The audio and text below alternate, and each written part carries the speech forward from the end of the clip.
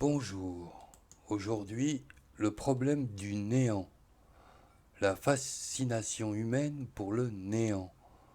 Pourquoi l'idée du néant nous obsède? L'être humain n'a jamais cessé de tourner autour d'une idée qu'il ne peut ni saisir ni vérifier. Le néant.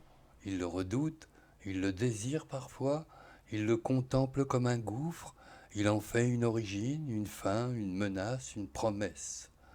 Le néant est devenu l'un des grands fantômes de la pensée humaine. Pourtant, personne ne l'a jamais rencontré, nous n'avons jamais fait l'expérience du néant, nous n'avons jamais vu rien, nous n'avons jamais perçu une absence totale d'être, et malgré cela, le néant exerce sur nous une attraction presque magnétique. Pourquoi? Parce que le néant est l'une des premières grandes fictions de la conscience. Une fiction née de notre rapport à la perte, à la mort, à la finitude. Une fiction née de notre incapacité à penser l'absolu autrement que par contraste.